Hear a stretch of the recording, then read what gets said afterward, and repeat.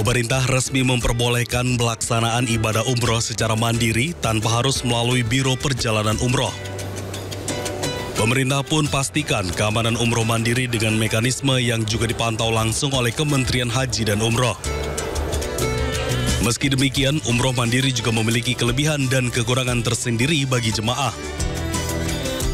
Keuntungannya, jemaah bisa lebih berhemat karena biaya perjalanan lebih terjangkau. Tidak ada jadwal rutinitas terikat oleh rombongan. Jemaah dapat beribadah sesuai kebutuhan dan keinginan pribadi. Dan jemaah dapat memiliki pengalaman umroh yang lebih personal. Sementara kekurangan umroh mandiri adalah persiapan dokumen perjalanan dilakukan sendiri. Perjalanan mandiri berisiko tersesat, kesulitan berkomunikasi dengan warga lokal hingga penipuan. Kurangnya informasi yang berakibat fatal terhadap perjalanan umroh. Dan terakhir, tidak memiliki izin resmi dari otorita Arab Saudi. Namun kebijakan ini menuai penolakan dari Asosiasi Penyelenggara Haji dan Umroh seperti Ampuri. Karena legalisasi umroh mandiri beresiko memiliki dampak yang luas. Di tengah harapan umat yang tinggi, negara pun hadir memberi jalan menuju Tanah Suci. Jemaah kini bebas mengatur ibadah umrohnya sendiri, tak lagi bergantung pada Biro Perjalanan resmi. Nah, pertanyaannya, apakah kebijakan ini adalah solusi atau sebuah langkah yang terlalu berani? Kita bahas lebih dalam bersama narasumber istimewa kita, Sekjen DPP Asosiasi Muslim Penyelenggara Haji dan Umroh Republik Indonesia Ampuri, Zaki Askaria. Ini kita berdialog berdua saja, Pak Zaki.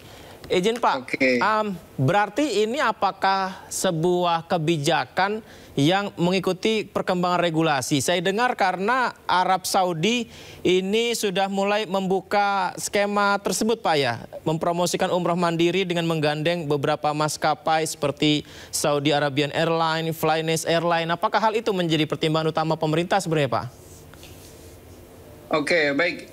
Ya Mas Yudi, memang betul sekarang masyarakat sudah bisa berangkat umroh secara mandiri, tidak melalui travel. Tetapi ya terus terang kami dari asosiasi, dari penyelenggara sebagai pelaku usaha PPIU sebetulnya tidak terlalu khawatir ya, karena memang perjalanan dan pelaksanaan umroh mandiri yang kalau dalam istilah Undang-Undang Nomor 8 2019, Undang-Undang sebelum yang 2025 sekarang ini, istilahnya umroh perseorangan atau umroh private atau umroh mandiri. Cuma memang bedanya dalam pasal 86 tahun 2019 dan tahun 2025 itu perbedaannya adalah kalau misalkan tahun 2019 yang nomor 8 itu undang-undangnya dalam 886 dijelaskan bahwa umroh itu bisa perseorangan ya atau bersama grup atau rombongan, tetapi dengan catatan melalui PPIU. Yang kedua adalah umroh yang dilaksanakan pemerintah dalam keadaan darurat. Nah, kalau dalam pasal yang sama 86 untuk tahun 2025 memang di situ tuh dicantumkan ada narasi yang kedua, yang pertama ada melalui PPIU, yang kedua mandiri. Yang ketiga adalah umroh melalui kementerian, tentu dalam kondisi darurat juga. Nah ini memang di situ dijelaskan bahwa memang umroh mandiri tidak melalui PPIU dibolehkan sesuai dengan undang-undang yang baru ini. Nah, tentu kita kenapa tidak khawatir, karena memang umroh mandiri ini dari sebelumnya sudah ada, sekarang juga ada. Nah ini, tapi kan perjalanan umroh ini kan bukan seperti perjalanan tur wisata seperti ke Bali, Singapura, Eropa, Amerika ya. Ya bukan hanya perjalanan hanya perjalanan yang cukup mencari tiket hotel saja. Tetapi ini sebuah perjalanan spiritual, rohiyah yang mengandung ubudiyah, yang perlu ada yang namanya manasik, di mana di dalam manasik itu syarat rukun wajibnya harus tersampaikan, terlaksana. Kalau tidak sesuai maka akan perjalanannya akan sia-sia. Oleh karena itu di beberapa survei itu memang untuk yang segmen yang biasa menggunakan umroh mandiri ini tidak banyak. Dari 1,4, 1,5 juta rata-rata per tahun, paling itu hanya ribuan. ribuan, 1.000-an gitu. Jadi memang tidak begitu signifikan. Tetapi yang tentu yang kami khawatirkan ke depan adalah bagaimana kalau misalkan membuka diri. Sebetulnya ya membuka diri itu artinya Saudi juga belum membuka diri untuk semuanya. Ini juga perlu dicatat bahwa dalam sistem nusuk misalkan platform atau marketplace Saudi yang dimiliki Arab Saudi misalkan tidak membuka untuk semua negara untuk B2C. Ya, nah ini perlu menjadi catatan karena tidak semua negara, karena ini harus menjadi catatan pemerintah pemerintah DPR RI yang selama ini selalu mengatakan bahwa ini kita harus mengikuti Saudi, bahwa sampai sekarang ya B2C ya yang bisa mengakses visa untuk secara terbuka ini hanya kepada negara-negara minoritas Muslim minoritas seperti Eropa, Amerika yang tidak ada mission Hajj atau biasatul Hajj, yang tidak ada kantor urusan hajinya, kantor urusan haji dan umroh yang seperti Indonesia ada, Mesir ada. Jadi kalau negara-negara pengirim jamaah umroh haji itu memiliki kantor di Saudi. Nah ini tidak termasuk Indonesia, belum termasuk negara yang bisa mengakses visa ya atau sistem marketplace platform nusuk Saudi yang secara terbuka, karena ya itu tidak mudah juga. Kita belum bisa mengikuti. Seandainya pun Saudi terbuka, sebetulnya kita harus mempertimbangkan. Karena Saudi punya kebijakan, punya visi, punya program. Tentu Indonesia juga punya program, punya visi, punya kebijakan yang perlu dijaga. Ya, artinya bukan berarti Saudi membuka kita harus mengikuti. Ya tidak, misalkan Saudi mau membuka platform atau marketplace umrohnya, ya baik melalui nusuk ataupun marketplace lain yang sudah terkoneksi dengan Arab Saudi, Agoda dan lain-lain. Misalkan, apakah itu dibuka? Apakah Indonesia akan juga mengikuti? Kan ini kan berbahaya. Misalkan ke depan ini dampak ekonomi, kedaulatan ekonomi nasional, khususnya ekosistem umroh haji berbasis keumatan ini akan terdampak. Pemerintah juga akan terdampak, mungkin pajak yang biasa dinikmati dari penyelenggara karena langsung ke marketplace global ini bisa berbahaya. Dan perlu diketahui juga bahwa setiap kebijakan Arab Saudi itu menghormati kebijakan negara sahabatnya. Artinya tidak mesti semua jamaah haji dan umroh harus mengikuti, tapi mereka memahami. Contohnya Mesir ya, sebelum pandemi itu Mesir meminta ke Arab Saudi untuk tidak memberikan visa kepada masyarakatnya kecuali di bulan Rajab, Syaban, Ramadan dan Syawal. Artinya dalam 10 bulan umroh menyesuaikan itu, ya. Mesir mintanya 4 bulan aja deh untuk masyarakat saya. Saya bilang, saya pernah menanya kepada perusahaan Mesir itu, kenapa? Karena pemerintah Mesir tidak ingin terlalu banyak jamaah umroh dari Mesir. Kata itu kan artinya melindungi mungkin devisa negara yang mungkin akan terlalu banyak akan keluar ke luar negeri. Tetapi yang terpenting dari umroh mandiri ini yang perlu diketahui adalah ini bahwa plus minus tentunya ya, tapi yang perlu dipahami bahwa dari sejarah perundang-undangan umroh haji baik tahun 99, 2008, 2019 dan sekarang adalah semangatnya itu kan untuk pembinaan, pengawasan dan perlindungan jamaah, khususnya perlindungan jamaah. Karena seperti dalam undang-undang sebelumnya 2019 bahwa umroh ini masuk kategori beresiko tinggi. Ya. Kenapa beresiko tinggi? Karena memang ini perjalanannya panjang, banyak regulasi yang harus diikuti dan juga banyak kondisi-kondisi yang perlu dijaga. Berarti jemaah ini harus menguasai teknis pelayanan seperti travel lah ya? Tidak mesti juga. Yang terpenting adalah jamaah terlindungi. Ya, misalkan dulu kalau tahun 90-an ada yang namanya haji sendal jepit ya. Terus penyalahgunaan visa umroh untuk tenaga kerja, human trafficking, ya, sehingga overstay itu kan memalukan bangsa kita. Terus terjadinya penipuan, gagal berangkat, dan juga jamaah tidak terbimbing, ya, manasiknya. ibadahnya, sehingga dan banyak permasalahan-permasalahan lain yang perlu kita berikan kepada jamaah. Jadi sebetulnya dengan mandiri ini justru malah beresiko untuk jamaah juga. Baik, ini jadi menarik Pak Zaki, banyak yang ingin saya tanyakan, tapi satu-satu izin kita coba bedah ya Pak Zaki. Yang pertama adalah upaya melindungi umroh mandiri dengan menggunakan fasilitas undang-undang. Jadi nanti undang-undang tersebut yang akan mengatur dan juga mendata dan juga memberikan fasilitas lainnya supaya bisa terlindungi. Cukupkah Pak hal itu? Oke, kita bedah undang-undangnya. Ya, di dalam Undang-Undang Nomor 14 2025 yang baru ini, di dalam pasal 96 ayat 5 menyebut bahwa jamaah umroh dan petugas umroh ya mendapatkan perlindungan, ya, layanan akomodasi, konsumsi, transportasi, layanan-layanan lainnya, dan juga perlindungan jiwa, kesehatan, kecelakaan.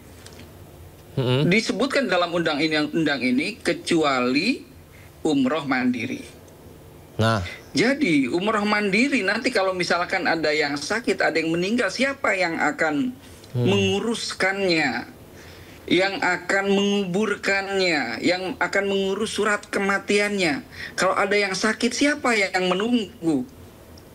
Kalau umroh bersama penyelenggara resmi travel, tentu travel lah yang bertanggung jawab akomodasi, konsumsi, jiwa, kesehatan. Kalau sakit, travel yang ngurusin, nungguin di rumah sakit, ya. Kalau meninggal diurusin sampai ke pemakaman, surat-surat kematiannya diuruskan. Kalau umroh mandiri memang tidak terlindungi. Dan dalam pasal ini sudah jelas bahwa umroh mandiri tidak dapat perlindungan. Justru dengan adanya masuk pasal umroh mandiri, ya memang terus terang perlindungan justru semakin kurang bagi yang akan menjalankan umroh mandiri. Berarti perlu ada penyempurnaan undang-undang Pak ya kalau begitu Pak Zaki ya? Ya sebetulnya begitu, tapi tinggal nanti ya tentu kita masih bisa berdialog, berkomunikasi antara Kementerian Haji, DPR RI Komisi 8 dengan Asosiasi Umroh Haji untuk membicarakan kelengkapan pasal turunan dari undang-undang yang sudah keluar ini. Ya, permennya dan lain-lainnya, sehingga pasal-pasal ini terus terang menjadi pasal-pasal win-win solution. Ya, nah jadi jamaah terlindungi, ekosistem umroh haji, travel juga bisa terlindungi, tidak hilang ataupun tidak menghilang, tidak turun peningkatannya. Nah, dan juga pemerintah bisa mendapatkan income ya melalui pajak, adanya tenaga kerja ya, menciptakan tenaga kerja kan kita itu, bahkan menurut satu asosiasi bahwa di dunia ekosistem umroh haji ini 4,2 juta yang terlibat di situ. Jadi kalau ini terganggu maka akan jutaan orang yang akan terdampak. Pak Zaki, tadi disampaikan oleh Pak Daniel Anzar, mekanismenya nanti di masa mendatang haji mandiri ini harus daftar, lapor, pemesanan hotel dan lain-lainnya di Saudi Arabia, sistem nusuk yang terintegrasi Kementerian Haji Arab Saudi dengan Kementerian Haji Indonesia, sehingga didapatkan data yang benar, sehingga fasilitas dan juga tambahan tadi dilindungi undang-undang. Segitu, kalau kita dengarkan sepertinya mudah ya Pak ya, tapi apakah segitu mudahnya Pak? Saya sih khawatirnya ini agak rumit ya. Sebetulnya Kemenak sebelumnya pernah mewacanakan, tapi sampai sekarang belum terrealisasi. Artinya, dan juga ini kita bahas satu persatu. Dan umroh mandiri, tapi tadi sudah dijelaskan, itu masih terikat dalam beberapa syarat. Tadi ada 5 syarat kan. Syarat yang kelima itu bahwa umroh mandiri ini harus membeli paket layanan. Paket layanan itu dari siapa? Dari penyedia layanan. Dari mana penyedia layanan didapatkan bagi yang ingin melaksanakan umroh mandiri? Yaitu melalui sistem informasi kementerian. Nah, sistem informasi kementerian inilah yang dikatakan tadi Pak Wamen, Pak Daniel, bahwa nanti akan ada mungkin platform yang terintegrasi dengan nusuk. Nah ini tentu kan ini perlu diperhatikan. Apakah ini menjadi satu solusi? Misalnya membuka marketplace negara lain, marketplace asing, platform negara lain langsung berjualan di Indonesia. Apakah ini tidak akan merugikan kedaulatan ekonomi nasional kita, ekosistem umroh haji berbasis keumatan kita? Mungkin nanti akan ada pajak yang menurun karena belinya langsung ke sistem yang di Saudi. Iya kan? TKDN juga akan menurun. Pemerintah selama ini ayo tingkatkan TKDN. Nah, TKDN dalam sektor jasa tentu akan menurun karena membelinya ke sana. Perlindungan juga menurun karena penanggung jawabnya adalah marketplace atau platform asing yang disampaikan tadi kalau itu. Tetapi kalau dalam sistem informasi kementerian, penyedia layanan adalah perusahaan yang berizin yang berada di Indonesia, itu mungkin akan menjadi solusi. Tapi kalau misalkan termasuk platform dan marketplace asing, wah ini berbahaya. Ini contoh misalkan negara Cina misalkan punya TikTok Shop berjualan langsung di Indonesia, apakah ini tidak berbahaya kalau misalkan langsung? Tidak melalui Komdigi, tidak melalui Kementerian Keuangan, misalkan Alibaba marketplace Alibaba yang ada di Cina jualan langsung di Indonesia, apakah tidak berbahaya? Tentu ini bukan hal yang diinginkan oleh pemerintah. Kita melihat Menteri Keuangan kan menutup impor baju bekas untuk melindungi UMKM yang ada di Indonesia. Begitupun dalam konteks ini, pemerintah harus hadir bisa melindungi UMKM dalam sektor umroh haji seperti kita ini. Kita ini, travel ini adalah UMKM dalam sektor umroh haji yang berbasis keumatan. Kenapa berbasis keumatan? Karena dalam sejarahnya dari zaman dulu, di dalam sebelum kemerdekaan sampai setelah kemerdekaan, bahwa penyelenggaraan umroh haji selalu tidak lepas dari para ormas-ormas Islam, tokoh-tokoh Islam, pesantren, lembaga pendidikan, tokoh-tokoh masyarakat yang ada di dalam ormas. Ya, contoh ini, semua misalkan NU punya travel umroh haji, Muhammadiyah punya travel umroh haji, lembaga dompet duafa punya travel umroh haji, IJMI punya travel umroh haji. Terus para tokoh-tokoh dai-dai muslim di Indonesia rata-rata punya, dan semua hampir banyak travel umroh haji ini memang backgroundnya berasal dari pesantren-pesantren, lembaga-lembaga pendidikan Islam gitu. Jadi memang dari zaman dulu sampai sekarang memang bergandeng tangan antara ormas Islam, tokoh Islam dengan pemerintah kalau ketika setelah kemerdekaan untuk melindungi, semangatnya untuk pelayanan, pembinaan, pengawasan dan penyelenggaraan yang sukses. Pak Jadi terus terang dengan adanya legalisasi umroh mandiri itu menurut kami setback ya. Kita kembali ke masa dulu ketika zaman-zaman masih istilahnya masih tidak teratur, tidak terawasi. Banyaknya penipuan, gagal keberangkatan dan lain-lain, dan ini akan menjadi PR ke depan. Pemerintah harus lebih pengawasannya harus lebih kuat lagi.